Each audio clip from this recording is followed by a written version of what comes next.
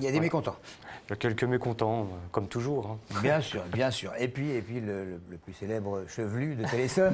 Bonsoir Patrice, bonsoir tout le monde. Grand amateur de jazz et de bouquins, bien sûr. Voilà, pas de mécontent avec Tito Topin. C'est le dernier bouquin de Tito Topin à plus de 80 ans, 82 ans, je crois. Il a Tito Topin. Il garde une écriture sublime, d'une fraîcheur, d'une jeunesse, d'une énergie. Et c'est extraordinaire. Ça s'appelle Métamorphose des cendres. Et ça vient de sortir aux éditions Rivage Noir. Eh ben, on va en parler maintenant, alors. Si vous voulez. Alors c'est parti. Tito Topin, vous le connaissez, bien entendu. Il est écrivain, scénariste. On lui doit à peu près 25 romans. Il a écrit des BD aussi, dessiné des BD. Il est dessinateur. Et puis il est producteur pour la télévision, puisque c'est le papa de Navarro, le fameux flic Navarro. Mais alors quand il écrit, là, il n'y a pas de Bible pour le brider. C'est lui, c'est du Tito Topin. Et c'est extraordinaire. Et en fait, ces romans sont un petit peu, je dirais, un prétexte à revenir toujours sur ces sujets de prédilection, à savoir des sujets qui fâchent un petit peu, la religion, le nucléaire, les magouilles politico-financières en tout genre, la corruption et puis peut-être le cynisme, un certain cynisme de nos dirigeants. Curieusement, ce livre colle totalement à l'actualité. Allez savoir pourquoi. C'est curieux, hein.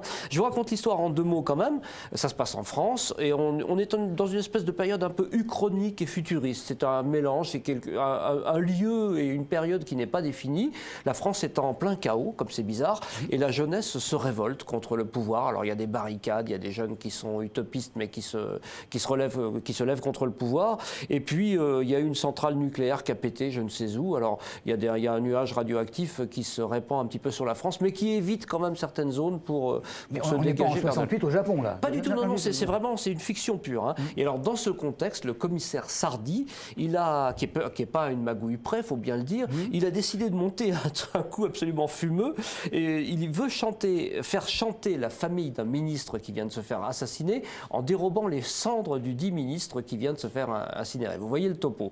Alors il est entouré de flics à peu près aussi véreux que lui, le commissaire Sardy, et ils sont tous d'une imbécilité, d'un abrutissement total. C'est un vrai bonheur ce commissariat, et ils vont monter cette magouille pour récupérer les cendres. Et alors je vous dis pas dans quelles circonstances ça va se passer et où ça va les emmener. Alors c'est une espèce de course-poursuite dingue. Moi ça m'a fait penser un petit peu à La Reine des Pommes de Chester Himes, vous voyez, en termes d'écriture, de rythme et puis d'humour. Mais il y a aussi un côté Jean-Yann, que connaissait bien d'ailleurs Tito Topin, un côté Mocky aussi, et puis peut-être des films comme Brasil ou comme L'Armée des 12 singes de Terry Gilliam. Donc voilà, mais en fait au total à l'arrivée c'est vraiment du Tito Topin pur et dur, et je vous dis à plus de 80 ans il a encore une plume extraordinaire avec un humour, un cynisme. Mais on sait pourquoi il s'amuse comme ça, parce que bon, il passe de choses relativement sérieuses à, comme vous dites...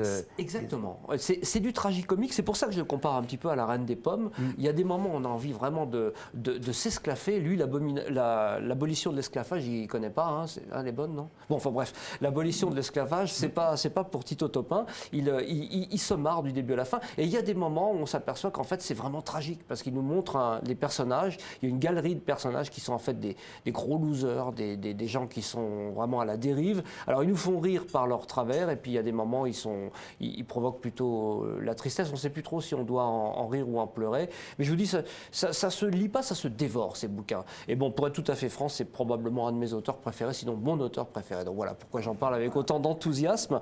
Et donc c'est Tito Topin, Métamorphose des cendres, et ça sort chez Rivage Noir pour 8 €. Oh, bah ça vaut vraiment le coup. Franchement, d'accord, ok.